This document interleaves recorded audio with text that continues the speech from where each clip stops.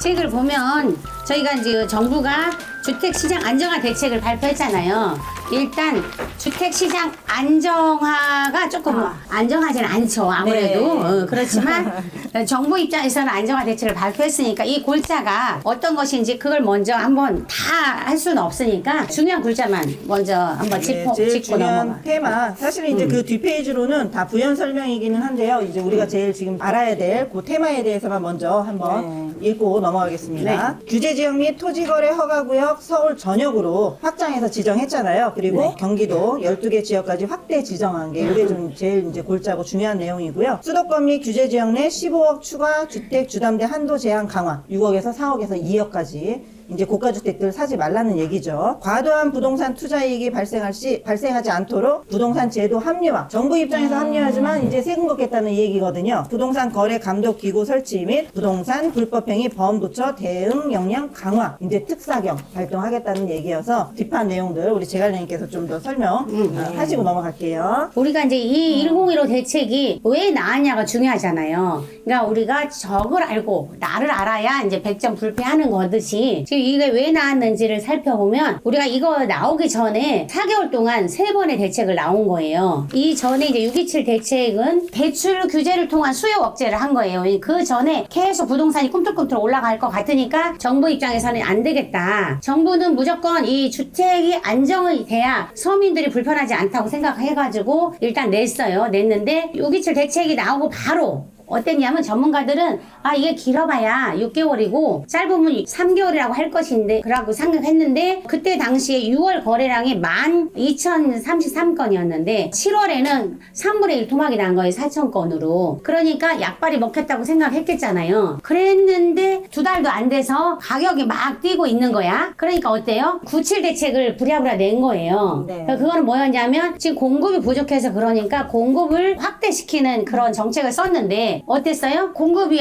물탱이 대책이었죠. 물탱이 대책 한마디로 공급 없는 대책. 그러다 보니까 그냥 계속 가격이 또 오르고 공급이 없다 보니까 전세, 월세 이런 게 점점 가격이 심화되고 있다 보니까 안 되겠다 싶어서 부랴부랴 이제 이거 막 전방위로 엄청 센 규제책을 내는 거예요. 정부 입장에서도 사실은 없어. 대책이 없는데 뭔가는 내놓기는 해야 되겠으니까 강한 거니까 어떻게 해야 되냐. 원래 15일날 딱 내놓으면 그날부터 실시를 하는데 그 전날 살짝쿵 이제 흘렸어. 이제 아는 사람들은 이제 아니까 저희 같은 사람들은 어떻게 해요? 이제 안 되겠다 싶어서 그 전에 이제 막 사게 해야 될 사람들은 사야 되잖아요. 그래서 당일날 엄청 바빴어요. 그래서 이제, 사실상 네. 말씀하시죠? 영상 보셔도 잘 아시겠지만 이제 10월 15일 날 그날 이제 대책에 대해서 촬영하는 그 11시 55분까지 계좌를 받아야 되고 돈을 보내야 되고 정말 그게 절제절명의 5분이었는데 굉장히 긴 시간처럼 그렇게 급박했거든요. 그게 바로 현장의 분위기거든요. 사실상 이렇게 집값 안정화 대책이라고 발표했지만 정말 불안정하게 모든 사람들을 다 부동산 시장으로 끌어모으는 이런 대책이기도 했는데요. 지금 시장 상황으로 봐서 사실상 경기도 안 좋다고 그렇게 알고 계시잖아요. 이렇게까지 부동산이 과열된 시장이 올 상황이 아닌데도 불구하고 정부에서 자꾸 이제 시장을 건드리니까 아무래도 가만히 있는데 막 때려잡겠다고 난리를 치니까 이 부동산에 관심 없는 분들까지도 다 부동산 시장으로 지금 안 사면 골든타임 놓치는구나. 이런 불안감 때문에 다들 이제 부동산 시장에 진입을 하시다 보니까 이런 이제 웃지 못할 해프닝까지 벌어졌는데 어디 편이었죠? 1015 대책 그 발표한 그 영상 찍는 거 청자님들 보셨죠? 거기 보시면은 10월 15일 날 오전 10시에 발표를 했는데 그날 밤 11시 59분까지 계좌를 받고 계약금을 보내고 이런 이제 웃지 못할 해프닝이 벌어졌는데 저희뿐만 아니라 서울 시내 전역의 비규제 지역 중에 우량 지역들은 모두 다 같은 그런 풍경이었을 거라고 저희가 이제 생각을 하는데 상대방 부동산도 계속 연락해서 물건을 팔아라 뭐 계좌를 줘라 뭐 이랬는데 계좌가 또 안 온 경우도 있고 그날 우리 애청자님들 한 6분 정도 시장에 진입을 하셨거든요. 난리가 났었죠. 첫 번째가 규제지역 및 토지거래 허가구역을 서울 전역을 했잖아요. 나머지 경기 이제 12곳은 이제 차치하고 우리는 서울 중에서도 이제 우량지역이 중요하니까 애청자분 중에 이제 최병별님은 은평에 불광 5구역에 갖고 계시는 거예요. 불광 5구역도 좋지만 불광 5구역 5구역보다 더 좋은 방배동에 여기 이제 입성을 해야 되는데 불광 5구역을 가지고 있고 방배동을 하고 있으면 방배동은 원래 토지거래 허가구역이고 규제 지역이니까 취득세를 8.4%를 내야 돼. 네, 네, 맞아요. 내야 되니까 불광 거 팔아가지고 방배동 입성하기 쉽지 않잖아요. 그러니까 돈이 없으니까 이걸 팔아야 돼. 그러니까 같은 생각에 모든 사람들이 투자도 해본 사람이 하는 거예요. 생판 아는 사람들 하지 않아. 더군다나 당일날 급박하게 할 수 없어요. 이거는 약간 고수, 중수급은 돼야 돼. 그래서 불광도 한 채 가지고 있는 사람이 급하게 그날 하는 거예요. 그러니까 어떤 현상이 나타나냐면 불광 5구역을 매도를 해가지고 방배 입성해야 되는데 불광 5구역 그 매도하시는 그쪽 부동산에서 보니까 이분이 여기저기 다니시는 거야. 첫 번째는 여기 가가지고 2천만 원을 깎아요. 방배동 2천만 원이 좀 별로 약소한데 불광은 2천만 원 깎으면 엄청 많이 깎는 거야. 그런데도 깎아. 그래서 우리는 급하니까 여기를 엄청 싸니까 1억 이상 싸니까 그래 그냥 깎아주라고 했어. 근데 어떻게 됐어요? 근데 저희가 시장에서 이렇게 계약을 하다 보면 여러 군데서 막 전화가 올 때가 있어요. 그 여러 군데 전화 오는 게 여러분의 손님이 계신 게 아니고 딱 한 분이 여기저기 돌아다니시면서 금액을 깎고 저울질을 하시는 그 상황이었거든요. 그래서 우리 최병별님께서 이제 막 전화가 사방군데서 오는데 어디는 2천 깎아달라고 그러고 어디는 뭐 몇천 깎아달라고 그러고 어디는 뭐 그냥 계약을 이제 하지를 않고 계속 금액만 이렇게 조율을 하는 상황이었어요. 그래서 저희가 방송을 한 10시 넘게 찍고 있는데 그 밤중에 오신 거예요. 너무 불안하니까 어떻게 해야 되는지. 딱 얘기를 들어보니까 이거 분명히 한 명이 한 손님이 돌아다니면서 금액을 깎는구나. 그래서 제가 과감히 그냥 원래 금액으로 올리세요. 절대 못 깎아준다. 이렇게 해서 말씀을 드렸더니 정말 한 번도 안 깎고 그냥 그 금액에 바로 계약을 하셨거든요. 왜냐면 진입하실 분들도 그날 밤까지 계약금을 안 내면 만약에 예를 들어서 7억짜리 매수를 하면 10월 15일 밤 12시까지는 취득세가 1,100만 원이에요. 근데 그 다음날 16일부터는 취득세가 얼마냐면 5,600만 원이에요. 7, 8에 56 이렇게 때문에 이게 지금 어마무시한 돈이잖아요. 그렇기 때문에 그날 밤에 그분이 이제 여기저기 막 돌아다니시다가 막판에는 이제 안 깎아준다. 그래서 제 금액에 이제 거래를 하셨거든요. 똑같은 입장이거든요. 몇 분 사이로 어차피 4천이 올라가는데 네. 근데 내가 4천 깎는 2천 깎고 이런 게 중요하지 않잖아요. 그렇죠. 그러니까 우리는 그 상황은 온 부동산들이 다 난리가 났었어요. 전화통 다 불났는데 이 사람이 왜 같은 사람일 거라고 예측을 했냐면 현금으로 막 이게 1,000만 원 넣어도 길이 있거든. 전산에 길이 보이듯이 우리는 거기 가진 않았지만 느낌이 있어. 느낌이 있어. 왠지 한 사람인 것 같아. 한 사람이. 그래서 그냥 과감하게 올리라고 한 거지. 그랬더니 진짜 올린 금액이 산 거예요. 네. 그 사자마자 그래서 또 와가지고 방배동 얼른 또 넣은 거죠. 불광도 그 최병별님 같은 경우는 지금 이제 2주 막바지기 때문에 보통 4년 뒤면 입주하거든요. 그러니까 새 아파트에 들어가실 계획으로 계셨지만 사실상 거기가 앞으로 입주까지 한 5억 정도는 올라가겠더라고요. 근데 방배동으로 지금 넘어오셨을 때 최하 15억 게임이거든요. 그래서 과감하게 이제 불광 털고 방배로 입성하시는 이제 그 찰나에 본인도 불안하시니까 막 밤 10시까지 이제 계속 와서 어떻게 해야 되냐, 깎아주고 팔아야 되냐 막 이제 그랬던 에피소드가 있는데 그날 다 처리가 된 거예요. 네. 근데 또 그때 또 이제 방화 유타운도 방화동도 지금 이제 거의 그 분양 신청까지 끝났거든요. 우리 안민별님이라고 있으세요. 네. 우리 친구들 만나셔 그날 저녁 때 맥주 한 잔 드시면서 이제 기분 좋게 알뜰한 상황인데 이제 여기 방배동이 다시 들어오게 되면 그날 이후로는 취득세가 또 이제 막 12%까지 가면 엄청난 숫자로 이제 세금이 뛰어버리기 때문에 그분도 이제 그날 갈아타시는데 또 그쪽에도 또 똑같은 상황이거든요. 나도 팔지만 내 물건을 사줘야 될 매수자가 있어야 되잖아요. 그러다 보니까 거기도 급박한 상황이고 그분도 취득세 중간은 똑같은 상황이거든요. 네, 네. 거기도 급박한 네. 상황, 여기도 급박한, 이게 딱 진짜 그날 아다리가 맞는다라고 하잖아요. 딱 그런 상황이었어서 정말 그날이 굉장히 중요했던 게 뭐냐면 아까도 처음에 얘기했다시피 부동산이 판이 바뀐 날이에요. 이게 판이 바뀐 거는 세금만 중과되는 것뿐만 아니라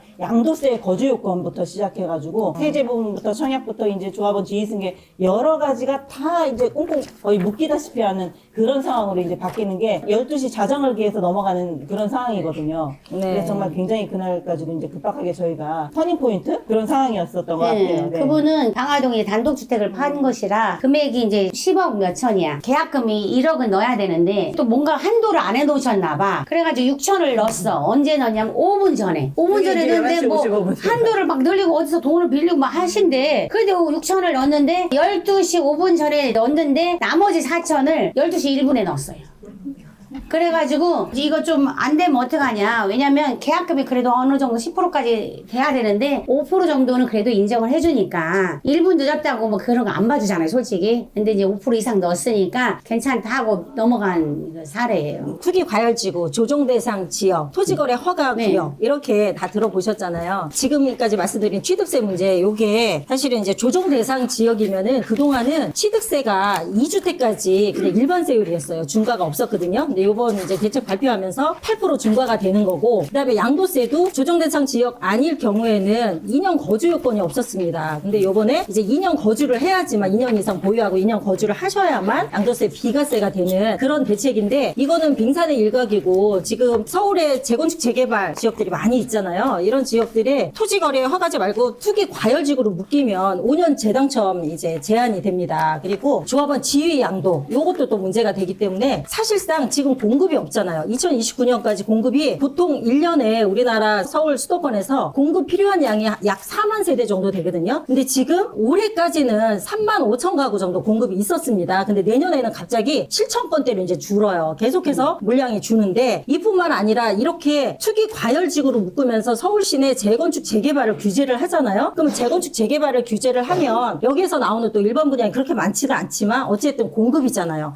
이런 공급이 전반적으로 줄어들 예정이기 때문에 앞으로 부동산 시장에 후폭풍은 계속 될 거라고 저희가 예상을 하고 있습니다. 우리 애청자님들이 지금 골든타임, 우리가 이제 집을 마련해서 고수익을 올릴 수 있는 우량 지역에 진입하실 수 있는 골든타임은 지금밖에 저희는 기회가 없다고 생각을 하기 때문에 또 긴급하게 오늘 세미나를 열었는데요. 공급에 대한 문제를 제대로 좀 인식을 하시고 저희가 시장을 바라보는 눈을 좀 새롭게 해안을 넓히는 거죠. 네, 네. 새로 하셔야 될 것 같습니다. 네. 정부도 사실상 정부가 할 수 있는 공급이 없다는 걸 알아요. 그래서 네. 문재인 정부 때 25개 대책이 다 실패작이었잖아요. 왜냐면 똑같아요. 문재인 정부 때도 집이 없었고, 집이 없다 보니까 수요만 억제했거든요. 지금 정부, 이재명 정부도 지금 들어서서 몇 달 안 됐는데 벌써 세 번째 대책 나왔잖아요. 이 중에 627 대책이 억제책이었단 말이에요. 수요 억제책이었죠. 975 공급 대책 때 사람들이 조금 기대를 했었어요. 그래도 어딘가에 공급을 해줄래나 했는데 유휴부지, 뭐 국가가 갖고 있는 국토부 부지는 아예 없고 기재부 부지에서 겨우 2만 가구 나오는 것밖에 없는 거예요. 그러니까 국민들이 이제는 이 타이밍에 집을 안 사면 더 이상 집을 못 사겠구나. 아파트는 이제 희소한 자산이 돼버렸구나를 알게 된 거죠. 그래서 97 대책 이후로 네. 우리 1015 대책 나올 때까지 거래량이 엄청났어요. 근데 그 거래량이 다 어디서 일어났냐면 마포, 성동, 양천, 강동. 이분들이 본인들 거 10억대, 10억 중반대 팔고 20억, 25억대로 지금 최악을 해도 마포 팔았으면 서초원한 송파는 들어와야 되거든요. 이쪽으로 들어와야 되는데 가만히 보니까 정부가 대책이 이제는 대출을 아예 문재인 정부 때처럼 전면 금지시킬 것도 같거든요. 그거를 이미 학습 효과가 있기 때문에 엄청나게 넘어온 거예요. 그러니까 주택 군위에서도 보통 이제 1군위가 제 최하예요. 저렴한 아파트, 저렴한 주택들. 5군위가 이제 상위 20%, 잠원이나 반포 이런 주택들이거든요. 4군위가 보통 마포, 성동, 양천, 강동이 이 금액대에 속해요. 이 금액대에 있는 아파트들이 한 달 반 만에 엄청난 거래량을 기록을 해버렸어요. 네. 그런데 지금 이제 슬라이딩으로 6억에서 4억에서 지금 2억으로 초고가 아파트는 이제 사지 말라는 기조거든요. 그냥 아예 사지 마 이거예요. 정부 입장에서는. 왜냐면 초고가 아파트는 더 희소해요. 잠원, 압구정, 청담, 반포, 광대 이런 애들이 물량이 땅이 없어요. 서울 시내는 더 이상 지을 땅이 없거든요. 이제는 한정 자산이 되어버린 거를 정부도 인정을 하고 국민들도 다 알아요. 하지만 거기에 들어가고 싶은 사람들은 수요자가 너무 많죠. 그 수요층을 억제를 할 수밖에 없는 거예요. 왜냐면 노태우 정권 때처럼 200만 원을 확 그냥 때려박아 놓으면 돼요. 그러면 네. 집값이 일시적으로 잡히거든요. 네. 200만 원 때려박을 자리가 없어요. 네. 국회의사당에 집지라고. 맞아요. 저도 그 얘기 하려고 그러면 했어요. 되는데 그럴 네. 땅이 없거든요. 네. 그걸 알기 때문에 아마 앞으로 나오는 대책도 지금 이제 97 대책의 후속 대책으로 10월 21일부터 또 이제 보완 대책이 나오는데 그 또한 소규모 정비 사업을 대폭 완화를 해주는 조건이거든요. 서울 시내에는 저층의 주거단지에서 공급되지 않으면 더 이상 공급할 땅은 없어요. 이미 그거를 이제 알기 때문에 한쪽으로는 채찍을 하고 한쪽으로는 대왕 당근을 주고 있는 그런 상황이어서 이 메시지를 이제 우리는 잘 받아들여야 돼요. 아파트는 이제 대출도 안 돼요. 가고 싶은 데는 가지도 못해요. 실거주 아니면 이제 아파트 갭 투자는 전면 차단이잖아요. 실거주 아니면 못 들어가시기 때문에 그러면 이제 한 달 뒤 되면 분명히 빌라로 모든 수요자들이 다 몰려들거든요. 그 빌라 중에 그럼 우리가 어떤 거를 사야 되느냐 이게 굉장히 중요한 포인트거든요. 네, 그래서 국민들이 자 1015 대책에 효과가 있었냐라고 이제 설문조사를 했어요. 부동산이 오를 것이냐 내릴 것이냐 이렇게 물어봤는데 고합이 한 49%라고 생각하고 상승할 것이라는 사람은 30%라고 합니다. 그리고 하락할 것이라고 생각하는 사람들은 15%에 불과해요. 네. 그러니까 이게 이 대책이 굉장히 강력함에도 불구하고 보합도 상승에 이제 숨 죽이고 가는 타이밍이라고 생각을 하면 되거든요. 그러니까 하락이 15%밖에 없다는 거는 모두가 다 상승할 것이라고 예상을 하잖아요. 그러면 이 수요가 부동산을 이제 투자를 해야 되겠다, 부동산을 사야 되겠다 이런 사람이 더 많다는 거예요. 그러니까 이렇게 많으면 어때요? 부동산을 사야겠다고 생각하니까 부동산이 오를 수밖에 없는 거예요. 이 수요를 잠재우려면 공급이 많으면 돼. 근데 우리가 가장 기본적인 게 수요와 공급의 논리인데 다른 건 다 필요 없고 수요가 많고 공급이 없어. 그럼 당연히 오르잖아요. 근데 공급이 많아. 그러면 또 수요가 없어. 그럼 당연히 떨어질 거잖아요. 근데 지금은 일단 공급은 없는 걸 확실하잖아요. 네. 그 다음에 토지거래 허가구역은 토지거래 허가구역은 원래 말 그대로 토지를 허가하면 되는데 지금 아파트고 뭐고 다 허가라고 하는 거잖아요. 토지거래 허가도 두 가지가 있어요. 1015 대책에 대한 토지거래 허가구역이 있고 신통이 되면 후보지로 선정이 돼도 이때부터 토지거래 허가구역이 되거든요. 그럼 신통 토지거래 허가구역은 빌라든 아파트든 실거주하거나 임대를 놓으면 돼. 실거주는 2년 의무가 있고 임대는 5년 의무가 있어요. 근데 아파트는 임대사업자 등록을 안 내주잖아요. 그러니까 아파트는 오로지 실거주만 해야 돼. 그 차이가 있고 1015 대책의 토지거래 요번에 한 거는 아파트 거주 의무만 있고 나머지는 허가를 안 받아도 돼요. 빌라나 단독주택은 허가를 안 받아도 돼요. 그러니까 말하자면 갭 투자가 가능하다는 거예요. 많은 분들이 이제 헷갈리시는 게 모든 조정 대상 지역에 다 거주해야 되는 줄 알고 계시거든요. 아파트만 거주. 빌라는 거주 요건이 없어요. 빌라 단독 다가구는. 그래서 갭 투자가 이제 가능한 거예요. 거주 때문에 망설이시는 분들 굉장히 많으시거든요. 거주 요건이 절대 없습니다. 요번 대책뿐만 아니라 지금 이제 세 번째 대책 나왔잖아요. 이재명 대통령도 이거는 뭐 이제 시작에 불과하다 약간 이런 뉘앙스로 얘기를 했는데 과거 문정부 거의 이제 26개 이상 대책을 발표했는데 요번에도 이 규제가 세 번째 규제가 끝이 않을 거라는 예상을 다들 하고 계시죠. 아마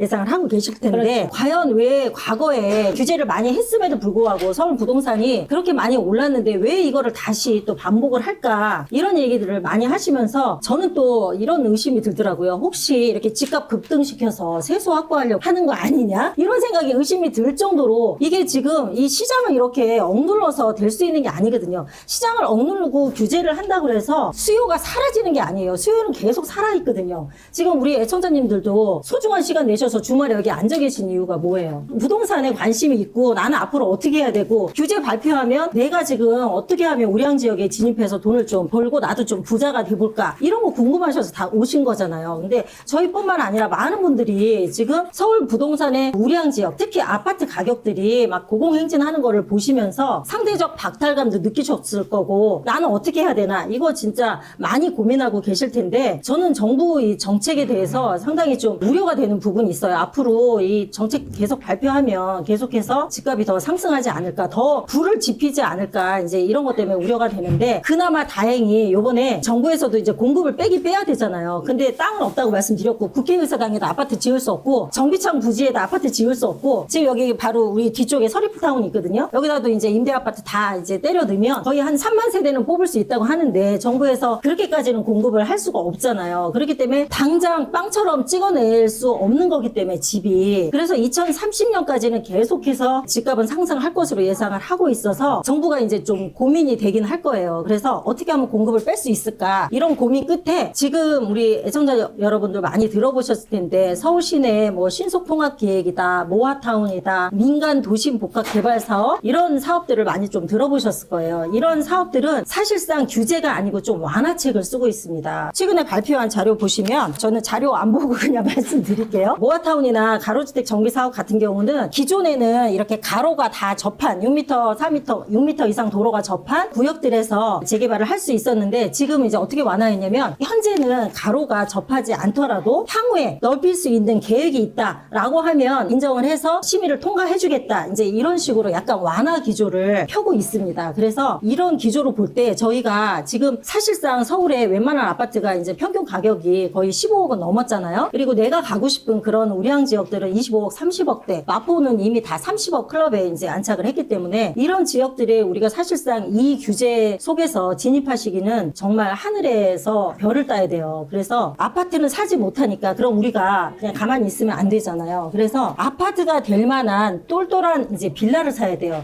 그 빌라가 어디에 있는 지역이냐? 아파트 우량 지역 다들 아시죠, 여러분? 그 우량 지역 근방에 있는 빌라를 사시면 되거든요. 그리고 정부에서 풀어주는 이런 사업들 잘 꼼꼼히 눈여겨보시고 저희 이제 미녀삼총사 예, 중요합니다. 미녀삼총사 저희가 드리는 말씀 이제 잘 들으셔서 참고하셔서 그런 지역에 입성하시면 나도 10년 후에 똘똘한 아파트를 이제 가질 수 있는 그런 이제 기회를 잡으실 수 있을 것 같아요. 모든 이제 정부에서 내놓는 대책들이나 규제책들이 부동산 시장 사이클에 따라서요. 시장이 과열돼 있으면 이제 강화책을 쓰는 거고요. 시장이 침체돼 있으면 완화책을 쓰는 거거든요. 지금은 과열된 시장으로 보는 거예요. 그래서 모든 대출부터 해가지고 이제 강화책을 다 지금 쓰고 있는 상황인데 그렇다고 이게 정부도 완전 침체기로 가는 건 바라진 않아요. 왜냐면은 선량한 이제 1주택자들이 있잖아요. 네. 우리 딱 투기도 아니고 내 집 하나만 갖고 계시는 분들이 있거든요. 그런 분들한테까지 피해를 주고 싶진 않지만 그래도 여유 자금이 있으신 분들은 투자 활동을 하거든요. 그런 시장까지 막을 수는 없는데 지금의 이제 대충 과열되는 시장을 수요를 억제해서 시장을 잡다 보니까 국민들은 받아들이기를 이제 이렇게 받아들이는 거죠. 원래 이제 올 초부터가 SNS상으로 굉장히 밈이 있었어요. 진보당 접권한 부동산 무조건 뛴다. 이제부터 집을 사야 된다. 이게 이제 거의 국룰처럼 이제 정해진 거예요. 민주당 집권, 부동산 상승. 이게 이제 밈처럼 올 초부터 돌아다니는데 사실상은 시장의 분위기는요. 작년 하반기 윤석열 대통령이 계엄 터뜨리기 전에 그때서부터 이미 22년도 5월부터 고금리 시대가 시작됐잖아요. 그때 이제 제롬 파월이 고통의 시간이 시작될 거라고 했었는데 그게 좀 길게 갔었어요. 2년이 넘게 가다가 원래는 작년 하반기부터가 상가 건물까지 입질이 올 정도로 시장이 확 풀렸었어요. 보통 상가나 토지들은 제일 마지막 타이밍에 움직이거든요. 아파트, 빌라, 그 다음에 뭐 오피나 이제 이런 지산들 그 상가 이제 그 뒤에 대체 품목들이라 그래요. 여기까지도 매수기가 돌 정도로 분위기가 이제 막 불이 붙던 찰나에 계엄이 터지면서 시장이 완전 조용했었거든요. 조기 대선 들어가고 조기 대선도 국민 모두가 다 예측을 했었잖아요. 민주당이 집권할 것이라는. 그래서 올 초부터 굉장히 이제 국민들이 마음이 바빠지셨었거든요. 네. 그런데 이제 아니나 다를까 공급이 없다는 거 다 알고 계세요. 국민들도. 그런데 혹시라도 정부가 어떤 대안이 있을까? 지난 정부들도 서울 시내에 공급할 수 있는 대안이 없기 때문에 그래서 3기 신도시, 4기 신도시까지 이제 거론이 됐는데 3기 신도시도 이미 보상도 지금 끝나지도 않은 지역들이 굉장히 많거든요. 차고까지 들어갔으면 양반이고요. 그런데 또 공급을 한다고 치더라도 기반 시설이 쫙 다 깔리면서 출퇴근하기 편한 거는 10년이라는 시간이 지나야 돼요.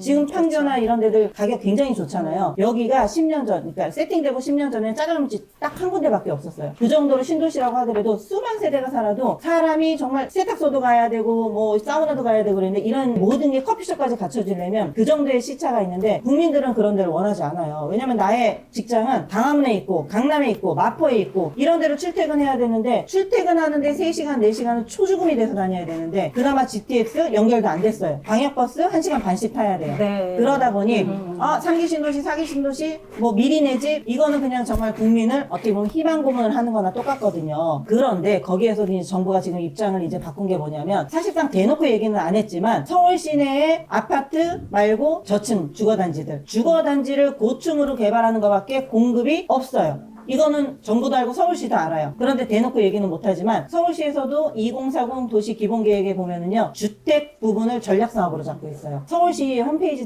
보신 분들 아마 아실 거예요. 핵심 사업 들어가면은요 신통하고 모아타운밖에 안 떠요. 그게 네. 지금 서울시의 핵심 사업이거든요. 네, 네. 왜 그러냐면 아파트의 재건축 아무리 빨리 해봤자 20년이에요. 재개발 지역은 더 심해요. 한남 뉴타운, 불광동 20년 넘었어요. 방배 5구역 저기는 재건축이지만 운명을 달리하신 조합원들이 너무 많으세요.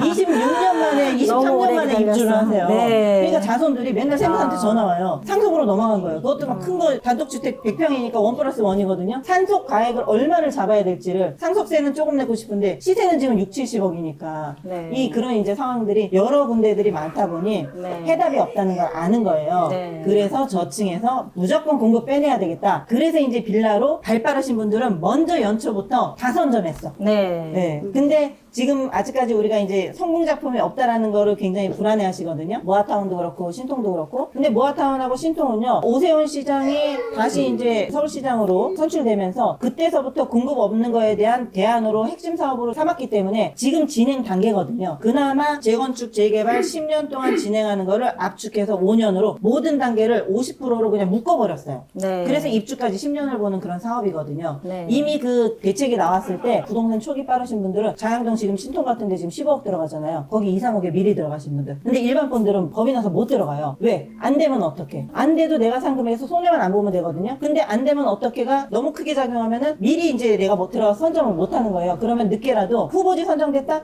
그때라도 들어가셔야 돼요. 6, 7억도 사실상은 거기서 분당은 10억 내도 아파트가 35억 찍어버리면 수익이 벌써 15억 이상 나잖아요. 그때도 또 못 들어가죠. 후보지 선정도. 여기서 그러지면 어떻게? 또 이걸 또 걱정을 하시거든요. 근데 공무원들이 절대 펜 하나 여기다 줄 하나 걷는 거를 국민의 세금으로 밥 먹는 공무원들은요 헛일을 하지 않아요. 늦게 갈 수는 있어요. 절대 지워지지 않고 퇴보하지 않거든요. 그래서 그거 하나는 정말 정확히 개념을 잡고 가시면 내가 지금 어디에 투자를 해야 되느냐. 아파트 이미 금액 날라갔고요. 실거주 안 하면 갭도 이제 아예 안 되거든요. 이 기조는 아마 이번 정부 끝까지 몰고 갈 수도 있어요. 네. 대출은 상황에 따라서는 뭐 풀었다 이제 조였다 할 수는 있는데 결과적으로는 지금 2025년도에 내가 할 수 있는 투자, 미래 아파트가 될 수 있는 그 핵심 사업, 신통이나 모아타운 이쪽 지역에 소액으로 들어가서 작게 나서 크게 키우는 거 항상 얘기하죠. 우리 여자분들 아실 거예요. 소액으로 들어가서 정말 큰 수익을 볼 수 있는 네. 그 마지막 타이밍이 사실 지금 2025년부터 2035년도까지 요 타이밍이라고 딱 생각하셔야 돼요. 네. 그 다음부터는 우리 자손 세대 그때로 넘어갑니다. 네. 또 그거 하나는 이제 염두에 두시고 네. 저희가 이제 2부 타임에는 금액대별로 투자 물건 본격적으로 찝어드릴 거예요. 사실 이거 앞에서 하는 거 이 내용 전부 이거 많이 뉴스에서 너무 많이 들으셨잖아요. 네. 도대체 무슨 얘기인지 모르겠는데 안 맞아요. 좋아. 무슨 얘기인지 모르겠는데 이건 진짜 세금 많이 내는 것 같아. 그래서 나는 하라고 말하고 이게 네. 진짜 제일 중요한 거거든요. 맞아요. 근데 그럼에도 불구하고 우리는 부자가 돼야 되기 때문에 해야 되거든요.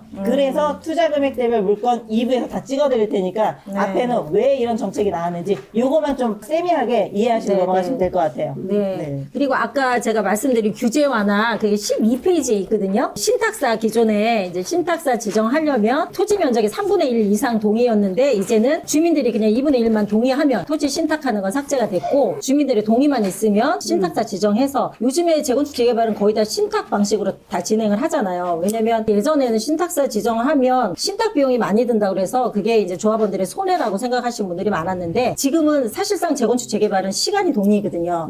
시간이 끌어지면서 비용이 신탁사 수수료보다 훨씬 많이 더 나가고 그 사이에 사업이 와해되는 경우도 있기 때문에 지금은 이제 많이들 깨어 있으셔서 신탁 방식으로 많이 진행을 하고 계세요. 서울시에 지금 뭐 모아타운이든 신속통합계획이든 거의 다 이제 신탁 방식을 많이 이제 채택을 하고 계신 상황인데 이런 이제 규제들을 빨리빨리 사업을 할 수 있도록 정부에서도 규제를 풀어주고 있는 거예요. 그러니까 우리 청자님들께서도 공급은 없지만 서울시가 정부가 어떤 기조로 지금 앞으로 부동산 시장을 바라보고 어떤 대책을 쓰는지를 그거를 잘 아셔야지만 내가 어떤 포지션을 취해야 되는지 나의 포지션을 거기서 이제 결정하실 수가 있기 때문에 이런 시간이 굉장히 이제 중요하고 12페이지 한번 자세히 읽어보시고요. 앞으로의 기조 꼼꼼히 기억을 해두셨으면 좋겠습니다. 네. 우리가 보면 이제 앞으로 이제 부동산 시장이 어떻게 될 것인가가 중요하잖아요. 부동산 시장이 오를 것 같으면 내가 지금 사야 되고 떨어질 것 같으면 내가 있는 거 팔아야 되는 상황이잖아요. 지금 그거를 알려고 이제 오신 건데 26페이지를 한번 보시면 앞으로 오를 것인지 안 오를 것인지를 이제 알 수가 있어요. 다음 시간에 이제 1억대부터 해주려면 네. 이게 이제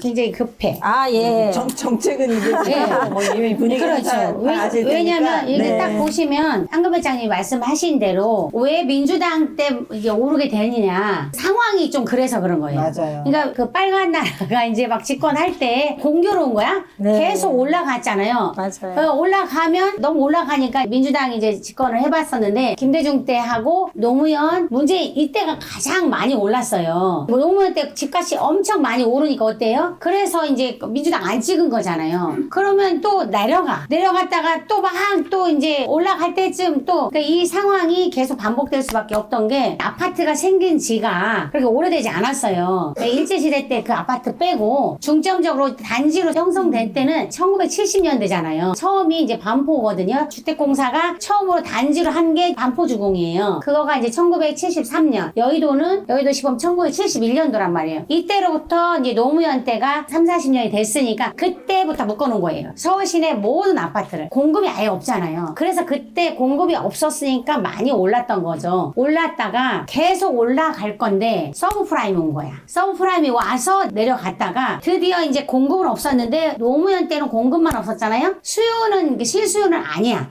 가수요야. 투자 수요였는데 서브프라임이 왔으니까 투자 수요가 없어질 수밖에 없잖아요. 그러다가 문재인 때 드디어 이제 10년이 훨씬 지났으니까 철거를 해야 돼. 그러니까 이주를 했어. 이주를 하려면 어떻게 돼요? 공급은 없고 이주를 하려면 어딘가에 들어가야 되잖아요. 그래서 그때부터 오르기 시작한 거예요. 그러니까 문재인이 정책을 잘못 썼다기보다는 누가 왔어도 그때는 공급은 하나도 없는데 실수요가 있잖아요. 그래 처음에 어땠어요? 처음에 2015년부터 이주를 시작했었는데 처음에는 계속 하락했었으니까 무서워서 매매를 안 했어요. 매매를 안 하고 뭐만 했어? 전세. 그때는 월세 잘 없었고 전세로 살았는데 이주를 처음에 한 800명이 나왔어. 전세든 월세든 매매든 물건이 200개밖에 없어. 그러니까 어떻게 돼요? 수요 공급이 그때 안 맞죠. 방배동 같은데 반포하고 서초에서 네. 800세대가 나왔어요. 800세대가 나왔는데 이 방배동에 있는 방 3칸짜리 빌라가 전세가 2억 5천 했었던 게 4억 3천까지 갔어요. 네, 맞아요. 근데 매매는 3억 2천이었어. 그러면은 전세가 4억 3천인데 얘가 그렇게 되겠어요? 그러니까 5억 오르는 거야. 할 수 없이. 옛날에 그게 계속 올라가다가 어땠냐면 안양도 이제 별로 안 올라갔었을 때 과천, 광명에서 이주를 한 거야. 이주를 했는데 얘가 이주를 해서 이제 올라가면 나중에 입주할 때 되면 떨어질 거니까 안 올라갔어요. 그래서 안양이 2달 동안 전세가가 매매가보다 더 높았어. 그때 막 주소 써야 되는데 사람들이 똑같은 심정이니 그냥 가만히 있었어. 근데 이게 계속 나오네? 계속 나오고 사실 입주하려면 몇 년 걸릴지 모르잖아요. 전세가 매매보다 높으니까 어때? 매매를 하는 거야. 그래서 그때 오르기 시작한 거고 이게 언제까지 올랐냐? 21년 9월까지. 왜냐면 21년 9월까지 이제 이주를 한 거예요. 네. 그러니까 거의 6, 7년이 올랐잖아요. 맞아요. 최대 호황이었어요. 그러다가 이제 다 끝났어 이주는. 그동안 지었네. 6년이 흘렀으니까 지었어. 그래도 22년부터 입주만 있는 거예요. 그러니까 인천 같은 경우는 적정 수용 입주량이 예를 들어서 17,000 가구인데 3만 세대. 4만 세대가 계속 22년 3만, 23년 4만 이렇게 입주 폭탄이 생긴 거야. 그러니까 송도가 반토막 났었어요. 걔가 먼저 반토막 나고 서울도 계속 입주가 있었잖아요. 거기다가 공급이 많아지고 있는데 금리가 올라간 거야. 그래서 그런 거야. 그거는 금리가 가장 기본적인 건 아니에요. 불났는데 부채질을 한 거야. 아니면 기름을 부은 거 그런 효과예요. 올라갈 때는 금리를 올려도 더 올라가. 근데 내려갈 때는 금리를 내려도 안 사요. 맞아요. 그런 상황이에요. 그래서 지금 우리가 왜 이렇게 급하게 이제 하냐면은 2013년도하고 똑같아요. 거의 10년 전하고 똑같은 상황이야. 그래서 입주 물량 보라고 왜 했냐면 공급은 없잖아요. 25년이 3만인데 내년에는 어때요? 8,000세대야. 서울만 보셔야 돼요. 네, 전국은 네, 전국은 공시 정부는 이게 이 통계를 보는데 통계는 의미가 없어요. 통계는 왜냐면 빵점짜리하고 100점짜리하고 해도 통계가 50이잖아요. 빵점짜리는 엄청 좋지만 100점짜리는 억울하잖아요. 네. 그러니까 이거 통계는 정부의 입장이고 우리는 우리 서울에서도 우리가 가고 싶은 우량 지역만 보면 돼. 근데 이거는 우량 지역도 아니고 전체야. 서울 8,000세대. 내후년에는 7,000세대. 그러면 이제 공급은 없는 건 확실하잖아요. 공급 없는 건 확실한데 만약에 수요가 나온다. 그럼 어떨 것 같아요? 그건 진짜 백약이 무효예요. 자, 그럼 그 수요가 언제 나올 거나 우리가 또 예측해 보면 되잖아. 네. 그리고 우리가 아까 반포랑 서초랑 이주를 하면서 방배가 그렇게 뛰었잖아요. 왜? 같은 서초구라. 같은 서초구인데 어때? 악군 때문에 멀리 못 가요. 그래서 이제 올랐던 거거든. 우리는 그걸 알았기 때문에 2016년도에 저희가 방송을 하면서 그때 막 사들인 거야. 왜? 당연히 오를 거 아니까 그냥 아무나 그냥 막 했으면 막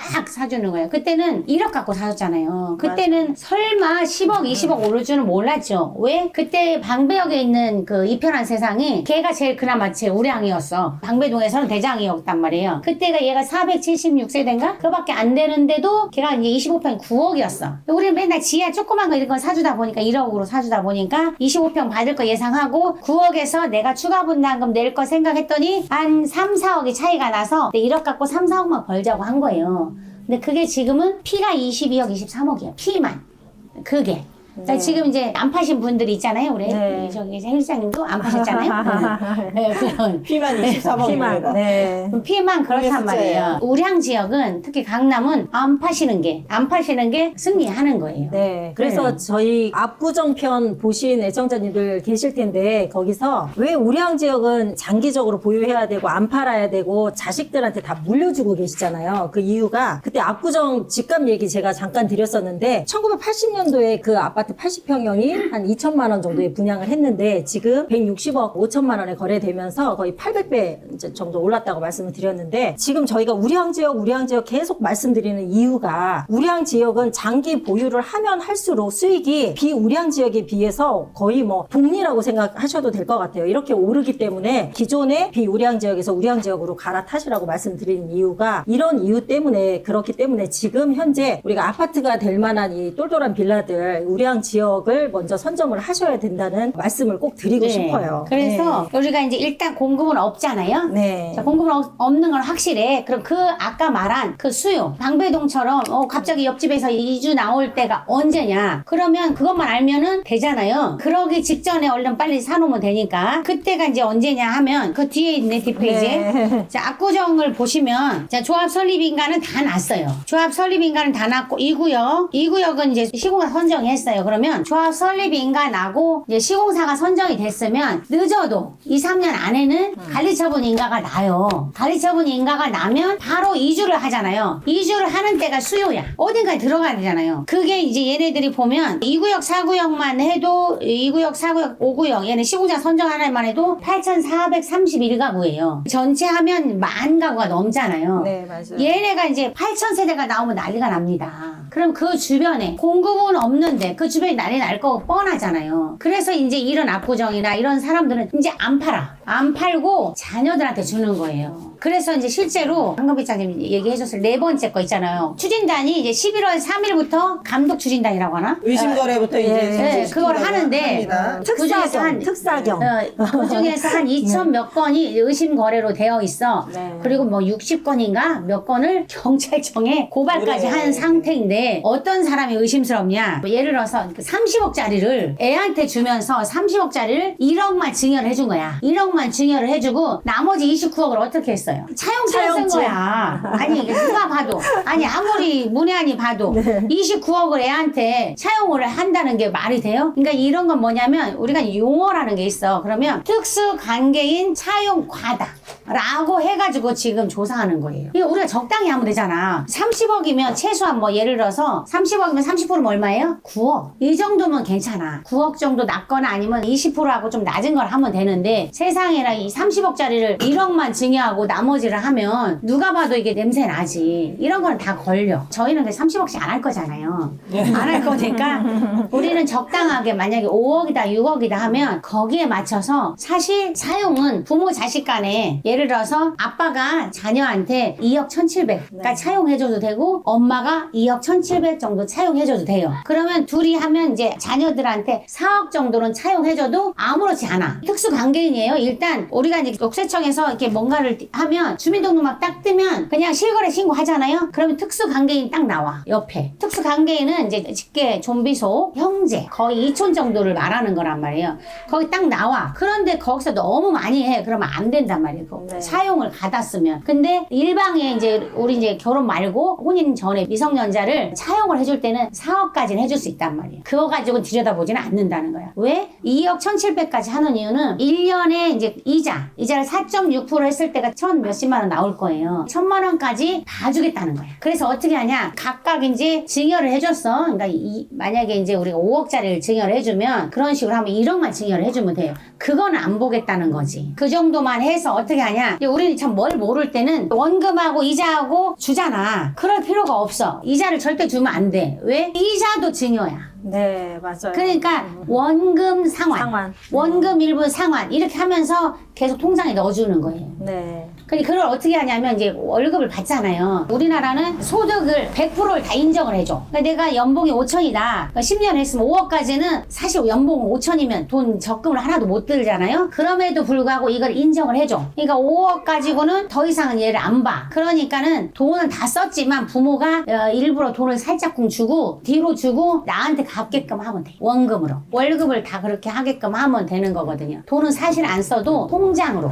그런 식으로 해놓으면 되는데 아까처럼 그렇게 무자비하게 그렇게 하면 당연히 딱 걸려. 네. 걸릴 수밖에 없어요.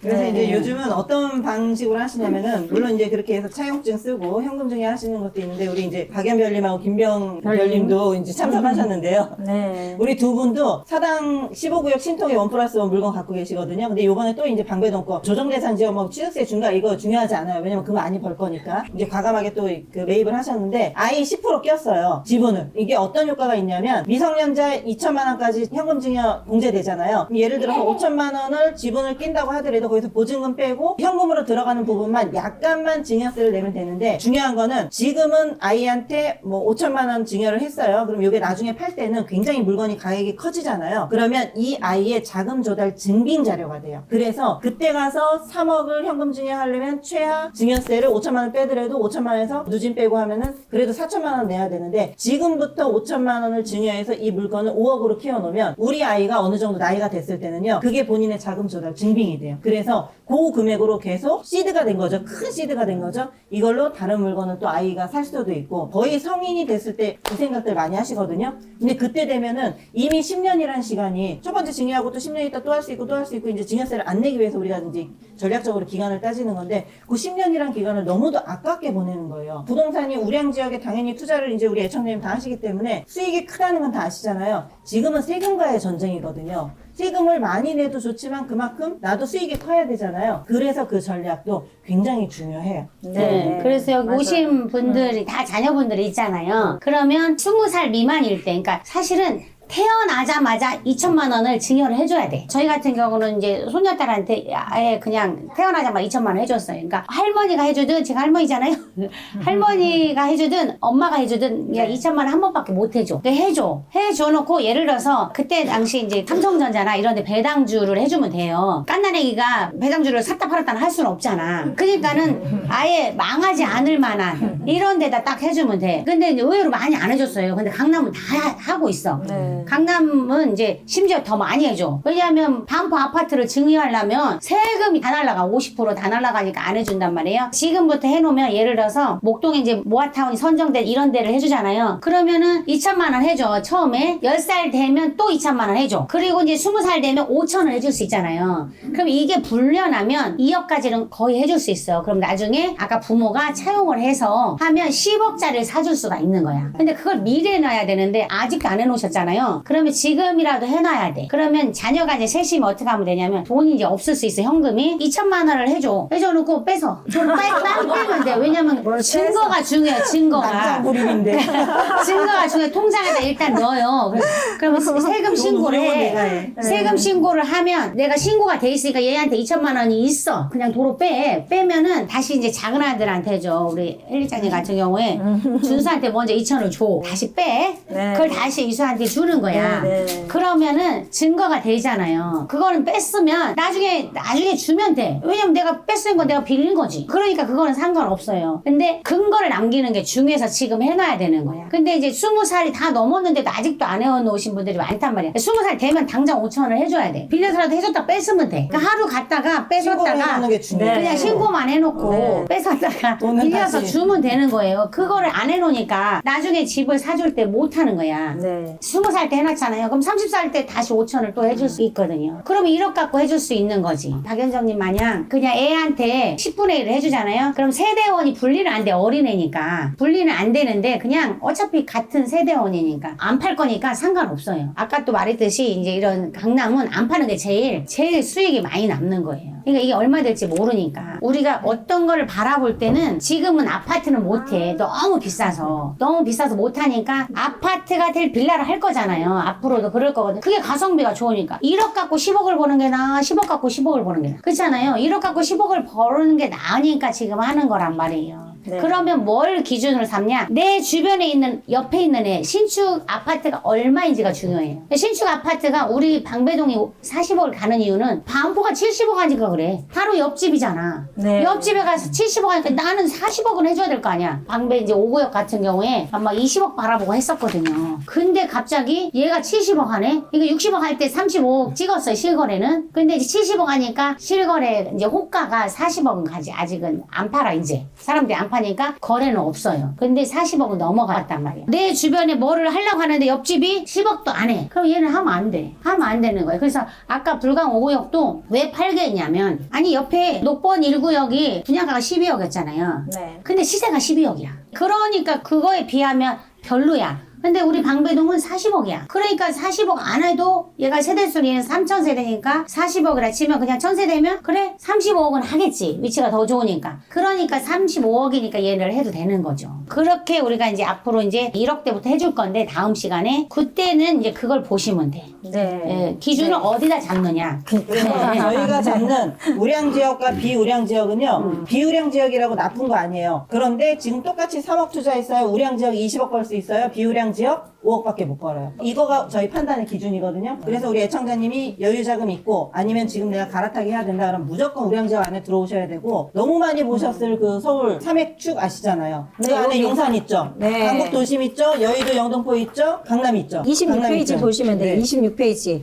요 여기만 움직이시면 돼요. 네, 아. 이 안에 들어있어야 네. 되고, 만약에 이 안에 못 들어간다 하더라도 그 주변에 삼각형을 조금 더 넓힌 그 안에만 무조건 그쪽에서만 네. 이제 투자 활동 하셔야 되는데, 제일 중요한 게 이제 우리가 똑같은 자금 묻어놓고 우리가 이제 얼마를 수익을 나느냐. 지금처럼 이제 이 정말 중차대기 한 이 시기에 비우량 지역에 나가시게 되면 어떤 이제 부작용이 있냐면요. 네. 일단 내가 우량 지역으로 들어오고 싶어도 얘가 안 팔려서 못 들어. 얘 지금이라도 나는 손해보고라도 던지고 싶은데 안 던져져요. 그러니까 누가 와서 사줘야 되는데 사람들이 다 알거든요. 1970년대 우리 반포 주공 거기 별명이 고자촌이에요.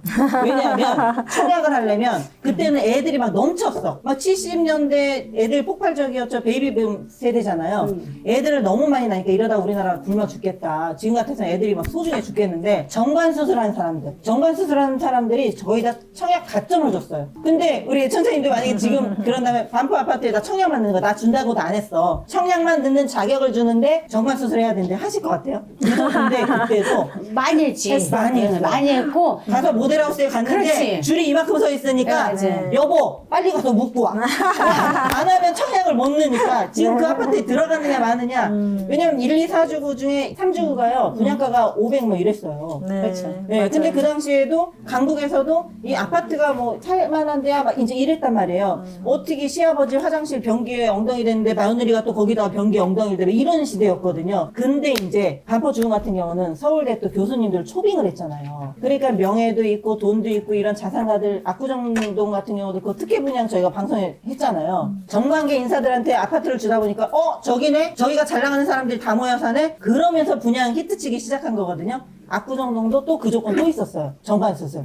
그래서 사실 부동산 투자하려면 정말 이 욕심도 있어야 되지만 용기도 있어야 되거든요. 그렇죠. 용기가 있어야 돼. 네, 자금도 중요한데 제일 중요한 거는 첫 번째가 용기인 것 같아요. 그런 반포 주공이 지금 70억 찍고 80억 찍고 뭐 압구정이 지금 뭐 80억 찍고 100억 찍고 이러는 거는 다 그 땅의 그 입지예요. 사실은 그 위에 지어진 아파트, 단독주택, 물건의 종류는 중요하지 않아요. 입지가 중요해요. 어디에? 그 입지를 옮길 수가 없거든요. 부동산은 그 땅이 정해진 용도가 있어요. 조선시대 때부터 계속해서 온 그 땅의 사용의 효용이 있어요. 거기에 계속 좋은 게 지어지고 그 좋은 거 위에 또 청담처럼 PH 129가 붙는 거거든요. PH 129가 건물 이름 아니에요. 129번지예요. 이 땅에 몇 번지냐가 그게 중요하거든요. 그래서 저희가 맨날 얘기하는 게 우량지역, 우량지역. 그래서 다음 시간에 찌워드릴 때가 이제 네. 그 우량지역도 말씀 네. 많이 드릴 거예요. 우리 제갈량님이 말씀하신 압구정 만 세대 이상 이제 이주도 앞으로 이제 앞두고 있고, 더 중요한 매모드급은 양천구에 가시면 목동 신시가지 14개 단지 아시죠? 여기는 26,645가구거든요. 여기도 지금 7개 단지는 정비구역 지정까지 다 고시가 완료됐어요. 그래서 아파트 단지의 특징이 뭐냐면, 재건축을 시작할 때 아파트 단지는 요 이 땅 해서 이제 정비구역 지정되고 사업자 인가 나오고 이제 조합이 설립된 후에 그 단계들이 거의 계획대로 착착 진행이 된다는 게 특징이에요. 왜냐면 이해관계가 그렇게 많이 복잡하지 않고 그냥 그 단지 내에서 움직이는 거기 때문에 양천구 목동 신시가지 26,645가구가 만약에 이주를 한다고 한번 생각을 해보세요. 거의 예, 그 일대가 아마 막 지각 변동이 일어날 정도로 아마 그렇게 영향을 미칠 거예요. 부천까지도 저택가 엄청 뛸 거예요. 거의 그럴 거를 예상을 하고 있기 때문에 그 핵폭탄급이 근처에 또 이제 모아타운들 저희가 또 많이 애청자님들 진입을 시켜드렸는데 이렇게 26페이지에 나와 있는 요 이제 3핵지대 그 외에 양천구 이 목동도 굉장히 주목을 하셔야 되는데 여기는 이제 그 26,000가구 이주 이게 이제 큰 이슈가 될 것 같고 이거 상관없이도 지금 모아타운 같은 경우는 아직도 소액 투자로 이제 진입이 가능하시다 보니까 지금 이제 진입하실 기회가 될 것 같아요. 왜냐면 목동 신시가지가 개발이 되고 나면 거의 한 46,000가구가 지어질 예정이거든요. 이렇게 되면 4만 가구라고 하면 웬만한 뉴타운 한 도시 그 급인데 이렇게 되면 아파트를 그 현지 주민들한테 한번 여쭤보면 국평 아파트 가격을 거의 35억 이상 다들 많게는 40억까지 예상하시는 분들도 계세요. 그렇기 때문에 그 맞은편에 있는 뭐 모아타운이나 신속통합계획이나 이런 단지들이 적어도 한 30억대 초반은 갈 거라고 저희는 예상을 하거든요. 지금은 뭐 1, 2억밖에 안 들어가는 이렇게 소액 투자지만 이게 과거 저희 2013년도에 방배동 재건축 예, 재건축 해드릴 때도 5,001억 갖고 이제 투자를 해드렸거든요. 그거하고 똑같은 시장이 펼쳐질 예정이기 때문에 이 목동도 많이 주목을 하셔야 될 곳이라고 생각을 합니다. 왜냐면 네. 우리가 자양동 편을 방송할 때 네. 그때는 우리가 4억대가 있었어요. 맞아요. 네, 근데 지금은 불과 몇 개월 아니잖아요? 네. 없어요. 근데 그거에 비하면 이 목동은 되게 싼 거예요. 왜냐면 오히려 자양동은 한강변이랍시고 그런 거거든. 성수동이 무슨 막 60억이 넘어버리니까 바로 옆이잖아요. 자기네들끼리는 성수 오지구 하는 거야. 성수동하고 안 물어보고. 네. 그러니까는 안 물어봐. 말라 그래. 그래 놓고는 이제 그 한강변 라인이라고 그러는데 자, 한강변 라인이 무조건 비싸냐? 그렇진 않아. 왜? 가기 전에 가양동이 있잖아요. 가양동. 네. 가양동 거 한강 쫙 있는 애 거기는 왜 안 비싸냐? 걔는 싸. 왜 싸냐? 가양에 이제 보면 소형 평형대고 그 6단지인가가 전체가 다 임대 아파트야. 그러니까 안 되잖아요. 그래 한강 똑같은 한강인데 걔는 한강이 다른 한강이 아니잖아. 그런데도 안 오른단 말이에요. 그리고 조금 더 가면 뭐가 있어? 김포 한강신도시가 있잖아요. 다 같은 한강이어도 그런 건 아니라는 거죠. 어디서 어느 지역에서 한강을 바라보냐가 엄청 중요한 것 같아요. 네. 그런데 자양동은 같은 레벨이라고 생각을 해. 그런데 왜 그게 조금 약간은 좀 무섭냐 하면 그 옆에 있는 새 아파트들이 그렇게 가격이 엄청 비싸지 않아요. 24억인가밖에 안 해요. 네, 다른 거는 다 30억 이렇게 하는데 네. 얘는 그거에 비하면 지금 많이 비싼 편인 거야. 그런데 거기에 비하면 이 목동 같은 경우는 목동 모아타운이 선정이 됐잖아요. 동의서만 받는 게 아니고 선정이 된 지역은 2단지 신시가지 바로 앞에예요. 그러니까 2단지가 나중에 다 공급이 나오면 그건 별로지만 공급하기 전에 먼저 이주부터 하잖아요. 이주가 나올 때 어떻게 될 것인가를 우리가 상상을 해야 돼. 그래서 그 주변에 있는 거 선정이 된 애들 동의서만 거두면 안 될 수도 있잖아요. 근데 선정이 됐으니까 하는 거야. 근데 방배동 같은 경우는 될 만한 지역에 동의서만 걷어도 지금은 이제 그 정도는 괜찮으니까 하는 거예요. 근데 막 10억이 넘는 애가 있어. 벌써 지금 동의서만 걷는데. 근데 우리가 볼 때 안 될 확률이 있어요. 50% 이상이야. 그러면 그거는 안 되잖아요. 그게 예를 들어서 방배동이 2억대, 3억대다. 그러면 그거는 그만큼은 올라가요. 안 돼도. 근데 10억이다. 이건 안 되면 막 꽝이야. 그러니까 마이너스가 되잖아. 그러니까 안 되는 거야. 근데 목동은 얘는 선정이 됐잖아요. 됐음에도 불구하고 아직도 금액이 왜 싸냐? 싸. 1억대가 있어요. 1억대 후반이죠. 왜 싸냐? 사람들 목동은 신시가지가 워낙 핫하니까 신시가지밖에 기억이 안 나. 빌라는 안 해는 거야. 모르셔요. 빌라를 모르는 거야. 그러니까는 지금 이제 부동산들이 더해. 거기는 또 심해요. 우리 방배동도 옛날에 1억 할 때는 아파트는 없고 단독주택 빌라만 있었어요. 그래서 쌌었던 거야. 근데 지금은 다 아직 들어서진 않았지만 다 될 거라고 아파트가 될 거니까 그렇게 피가 비싼 거예요. 근데 목동은 아직 빌라가 된 게 없어. 그래서 아직 싼 거예요. 그래서 우리는 그렇게 싼 데를 보는 거야. 금액대별 지금 투자 품목 벌써 시작한 거 아니시잖아요? 아니에요. 아닌데 지금 2부에서 할 거예요. 네, 그러면. 그 스트레칭 한번 하시고 네. 화장실 화장실 다녀오셔야 될 것 같아요. 우리 또 짬짬이 또 폴라로이드로 추억도 남기고 네. 한 10분 동안 10분 잠깐 쉬고 2부 쉬고 들어갈게요.